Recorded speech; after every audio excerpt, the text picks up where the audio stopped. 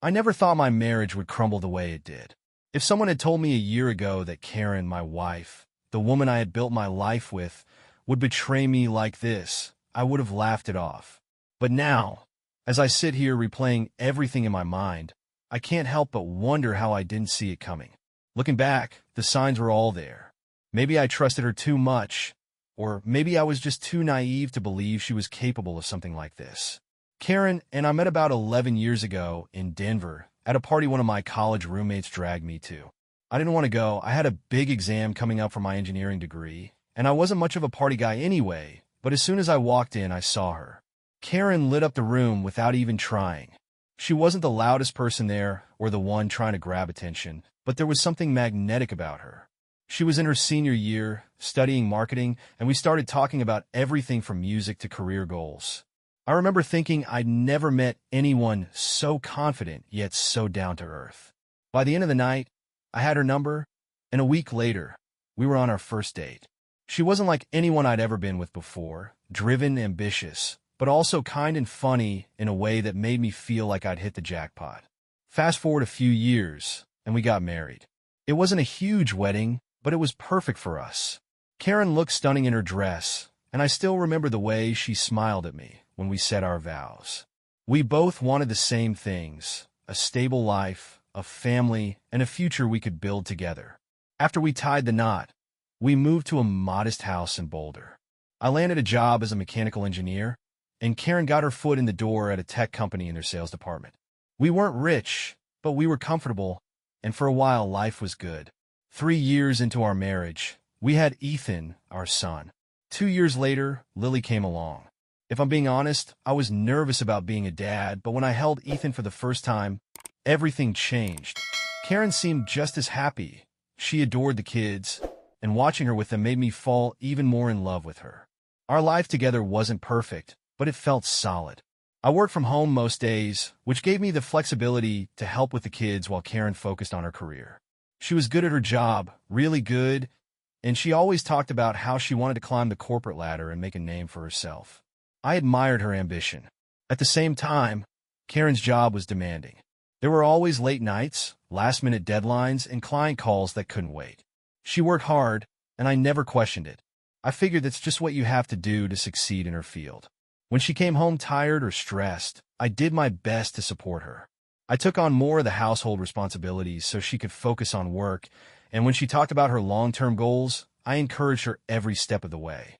For years, I thought we were a team, each of us doing our part to build the life we wanted. Sure, there were rough patches. Every marriage has them, but we always found a way to work through things. Or at least, that's what I thought. About 6 months ago, things started to change. Karen began staying later and later at work. At first, it was once or twice a week, but then it became almost every night. She said there were new projects and tight deadlines, and I believed her without hesitation. Why wouldn't I? She had always been a hard worker, and I knew she cared about doing well at her job. It wasn't just the late nights, though. She started acting differently in small but noticeable ways. She was glued to her phone more often, and when I asked her about it, she'd say it was work-related. She stopped initiating conversations with me, and when I brought it up, she said she was just tired or stressed. I wanted to believe her, so I didn't push. Looking back, I should have pushed. I should have asked more questions, paid closer attention, and trusted my gut. But I didn't. I convinced myself that everything was fine because I wanted it to be fine. I didn't realize it then, but those late nights and unanswered questions were the beginning of the end for us. Little did I know, while I was sitting at home with our kids, trusting her completely, Karen was starting something that would tear our family apart. Karen worked at a mid-sized tech company in Boulder, and from what I could tell, she loved her job. She started there shortly after we got married, beginning as a sales associate. It wasn't glamorous, but Karen wasn't the type to shy away from hard work. Over the years, she climbed her way up to a senior position, and while I didn't understand all the ins and outs of what she did, I knew she was good at it. Her job was all about hitting targets, building relationships with clients, and managing accounts. She had a knack for talking to people, for making them feel heard and understood, which made her one of the company's top performers. She'd come home some nights glowing after landing a big client or closing a deal that she'd been chasing for weeks. I was proud of her.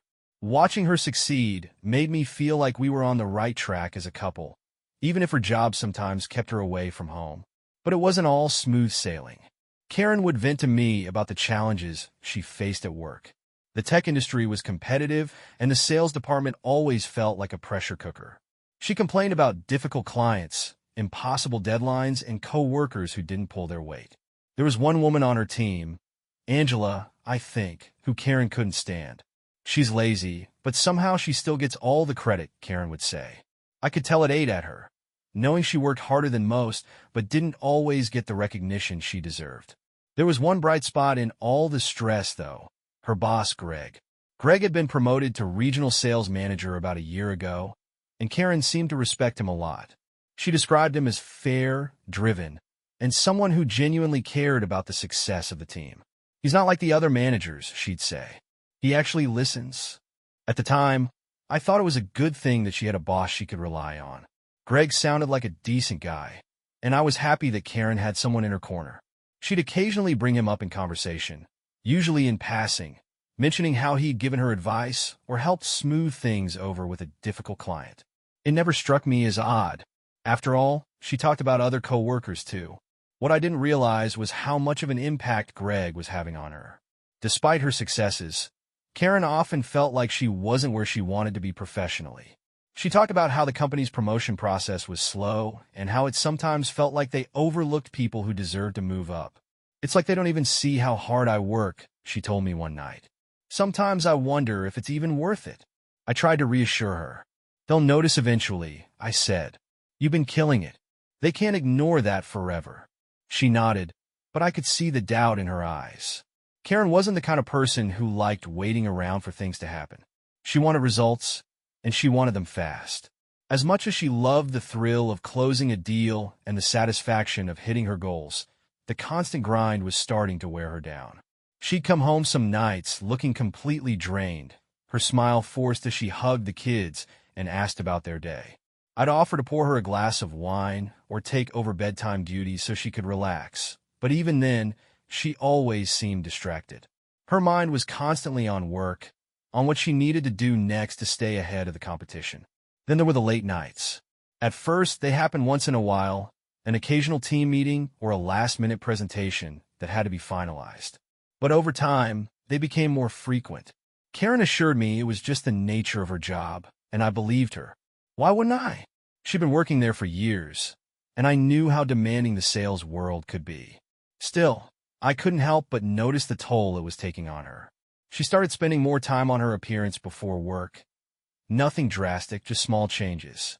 A new blouse here, a bit more makeup there. I chalked it up to her wanting to look professional, but in hindsight, it was one of many little things I overlooked. Her phone also became something of a constant companion. She was always checking emails, responding to texts, or taking calls, even during dinner or family movie nights. I teased her about it sometimes, saying, "You're married to your job more than me." She'd laugh it off, telling me I was being ridiculous. Looking back, I should have realized that something wasn't right. But at the time, I trusted her completely. Karen was my wife, the mother of my children, and my partner in everything. The thought that she could betray me like this never even crossed my mind.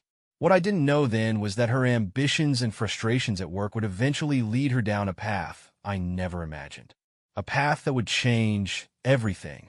About 4 months ago, Karen came home with news that the company was undergoing a restructuring. They're reviewing positions and salaries, she told me over dinner one night. Greg mentioned that a few senior-level spots are going to open up. Her eyes lit up as she spoke, and for the first time in a while, I saw her excitement about work again. This could be my chance, she said. If I could prove myself now, I might finally get that promotion. I was happy for her. She'd been working so hard for years, and I knew how much this meant to her. "You've got this," I told her. "You've been doing great, and they'd be crazy not to give you the promotion."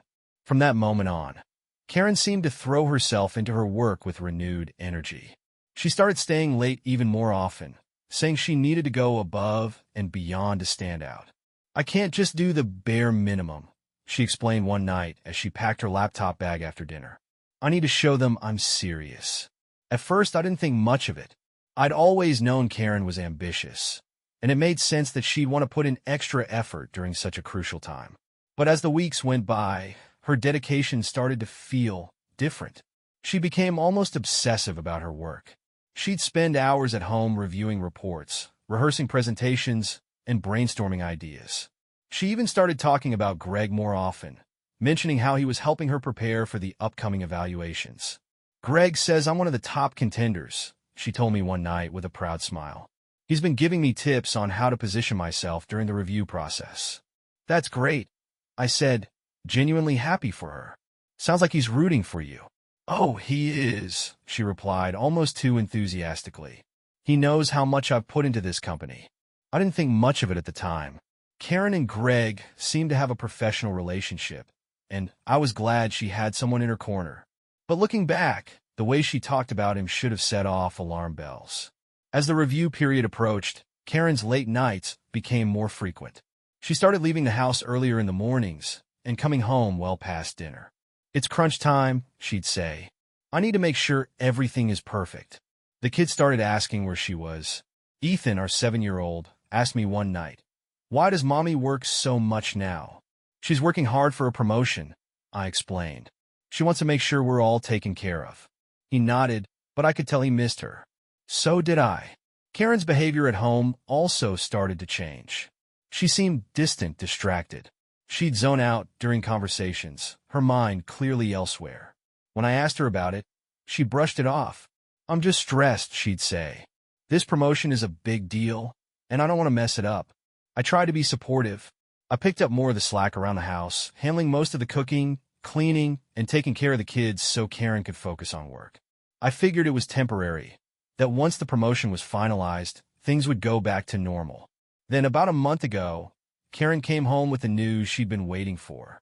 "Greg told me I'm getting the promotion," she exclaimed as she walked through the door. "That's amazing," I said, pulling her into a hug. "I'm so proud of you." She was beaming, and for the first time in months, she seemed genuinely happy. "There's going to be an awards ceremony in a few weeks," she said. "Greg wants to formally announce it there." "That's great," I said. "I'll be there to support you." "Good," she replied. "It's important to me that you're there. This is a big moment for me." I thought this was the turning point, that we'd finally get back to normal. But instead, it was the beginning of the end. In the weeks leading up to the ceremony, Karen seemed more invested in her work than ever. She stayed even later at the office, saying she needed to finalize some things with Greg before the big event. "I just want to make sure everything's perfect," she said. I didn't argue. I wanted her to succeed, and I knew how much this promotion meant to her. But deep down, I couldn't shake the feeling that something was off. One night, as I was cleaning up after dinner, Karen's phone buzzed on the counter. She had left it there while she went upstairs to change. I glanced at the screen and saw a message from Greg. "Looking forward to tonight. Don't forget the files." I didn't think much of it at the time. It sounded work-related, and Karen was always getting messages from coworkers. But now, that message feels like a clue I should have paid more attention to. The day of the awards ceremony was approaching, and Karen seemed more nervous than ever. "It's just a lot of pressure," she said when I asked her about it. "I want everything to go smoothly." "It will," I reassured her. "You've worked so hard for this, and you deserve it." She smiled at me, but it didn't reach her eyes. Looking back, I wonder if she already knew what was coming. The awards ceremony was held at a fancy downtown hotel in Denver. It was the kind of place where everything sparkled, chandeliers, polished floors, even the staff uniforms. Karen looked stunning in a navy blue dress that hugged her figure perfectly, and I couldn't help but admire her as we walked into the banquet hall together. She was confident, radiant, like she belonged there. She introduced me to a few of her coworkers and even to Greg, her boss. Greg was in his late 40s, tall, and had the kind of charm that made you feel like you were the only person in the room when he talked to you. He greeted me warmly, shaking my hand firmly. "You must be Matt," he said. "Karen's told me a lot about you." "Only good things, I hope," I replied with a small laugh. "Of course," Greg said, flashing a grin. "You've got an incredible wife. She's one of the best on my team." I felt proud, standing there with Karen by my side. This was her night, and I was happy to be a part of it. The ceremony itself was what you'd expect. Long speeches, rounds of applause, and a lot of backpatting among coworkers. When it was finally Karen's turn to be recognized, I could see how much it meant to her. Greg got up to present the award, talking about her hard work, dedication, and how she was an example for everyone in the company. Karen walked up to the stage, her smile lighting up the room as she accepted the plaque. She looked out at the crowd and gave a short, heartfelt speech about how much this promotion meant to her and how grateful she was for the support of her family and colleagues. She even mentioned me and the kids, saying how we were her motivation. I clapped louder than anyone, beaming with pride. For a brief moment, all my worries about her late nights and distractions disappeared. After the ceremony, there was a reception with drinks and hors d'oeuvres. Karen introduced me to more of her co-workers, and everyone seemed genuinely happy for her. I noticed Greg lingering nearby, occasionally glancing at Karen with a look I couldn't quite place. At the time, I chalked it up to professional admiration, but now I know better. As the night went on, Karen pulled me aside. Greg wants to go over some final details about the promotion, she said. It shouldn't take long. I frowned, a bit surprised. Now, can it wait until Monday? She shook her head. He says it's important. I'll just be a few minutes, I promise. All right, I said, trying not to let my frustration show. I'll wait for you in the lobby. She kissed me on the cheek and disappeared with Greg down a hallway. I stood around for a while, sipping a glass of wine and chatting with a few people, but as the minutes ticked by, I started to get impatient. It had been over half an hour, and there was no sign of Karen. I decided to go look for her. The banquet hall had mostly cleared out by then, and the hallways were eerily quiet. I walked past the meeting rooms and offices, feeling a growing sense of unease. When I reached Greg's office, I heard something that made my stomach drop, moaning. It was unmistakable. My heart started pounding as I pressed my ear to the door. The sounds were muffled but clear enough to leave no doubt about what was happening inside. I tried the doorknob, but it was locked. The moaning stopped abruptly, and everything went silent. I stood there, frozen, my mind racing. I needed confirmation. I pulled out my phone and called Karen. I heard her ringtone, loud and clear, coming from inside the office. That was it. That was all the confirmation I needed. I turned and walked away, my hands shaking, my chest tight. I didn't wait for her to come out. I didn't want to see her or Greg or anyone else. I just wanted to get out of there. I drove home in silence, my mind replaying everything I'd just heard. The woman I'd trusted, the mother of my children, had betrayed me in the worst possible way. And the worst part? She didn't even seem to care that I might find out. I sat in the dark living room, waiting for her to come home, trying to make sense of it all. When she finally walked through the door hours later, I was ready. Karen didn't come home until well past midnight. I heard the front door click open, her heels tapping softly against the floor as she tried to sneak in quietly. But I was sitting on the couch, waiting. When she saw me, she froze, her purse slipping from her shoulder and landing on the floor. Her face was pale, her eyes wide. "You're still up?" she asked, her voice shaky. I didn't say anything at first. I just stared at her, letting the silence do the talking. She shifted uncomfortably, avoiding my gaze. I didn't think you'd wait up," she said, forcing a nervous smile. I finally spoke. "How was it? With Greg?" Her face went white. For a split second, she looked like a deer caught in headlights. Then, just as quickly, she tried to play it off. "What are you talking about?" she said, laughing nervously. "You know exactly what I'm talking about, Karen." My voice was calm, but inside, I was boiling. "I went to look for you after the ceremony. I heard everything. And when I called your phone, guess where it was ringing from?" Her mouth opened, then closed. She didn't even try to deny it. Instead, she sank onto the armrest of the couch, burying her face in her hands. "Matt, don't." I cut her off, my voice sharper now. "Don't you dare try to explain it away. I waited for you. I trusted you. And this is what you do. With your boss." Tears started streaming down her face. "It wasn't supposed to happen like this," she whispered. I laughed bitterly. "Oh, so you had a plan for how this was supposed to happen? Please enlighten me." "It's not what you think," she said, her voice breaking. "It only happened a few times. A few times, I stood up, unable to stay seated anymore. Jesus, guiding. You have 2 kids at home, a husband who's been bending over backward to support you. And this is how you repay us. She broke down, sobbing into her hands.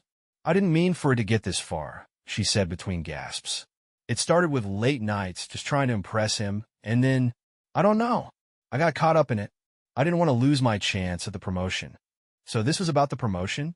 I asked, my voice dripping with disbelief. You thought sleeping with Greg was the best way to get ahead? It wasn't like that, she cried. I earned that promotion. Greg just, I don't know. He made me feel important. He made me feel seen. Seen? I repeated, shaking my head. I've been here the whole damn time, Karen. I've supported you through everything. I took care of the house, the kids, so you could chase your career. And you needed Greg to make you feel seen? She didn't have an answer. She just sat there, crying while I tried to process everything. For a moment, the room was silent except for her sobs. Then I spoke again, my voice flat. Was it worth it? What? The promotion, I said. Was it worth destroying our family over? Was it worth losing me and the kids? Her head snapped up, her eyes red and puffy. Don't say that, she pleaded. We can fix this. We can go to therapy, work through it. No, Karen, I said firmly. You don't come back from this. You betrayed me. You betrayed our family. Therapy isn't going to fix that. I grabbed my jacket and headed for the door. Where are you going? She asked, panicking. To clear my head, I said without looking back. I need to figure out what the hell I'm going to do next. Over the next few days, things only got worse. Karen tried everything to win me back, apologies, promises to quit her job, even begging. But the damage was done. I couldn't look at her without picturing her in Greg's office, doing God knows what while I waited for her like an idiot. We told the kids we were separating a week later. It was the hardest conversation I've ever had. Ethan didn't understand why Mommy and Daddy couldn't live together anymore, and Lily, our 3-year-old, just kept asking if we'd all have dinner together again. Karen moved out shortly after that. She stayed in the same job, despite her promises to leave, which only confirmed what I already knew. She cared more about her career than her family. As for me, I focused on the kids. They became my world, my reason to get out of bed in the morning. It wasn't easy, but I wasn't going to let Karen's mistakes define my life or theirs. Sometimes late at night, I'd think back to that ceremony, to the moment when everything fell apart. I'd wonder if I could have done something differently, if there was a way to save us. But deep down, I knew the truth. Karen made her choice, and now we're all living with the consequences. If there's one thing I've learned from all this, it's to trust my gut. The signs were there all along. I just didn't want to see them. But now, I'll never ignore them again.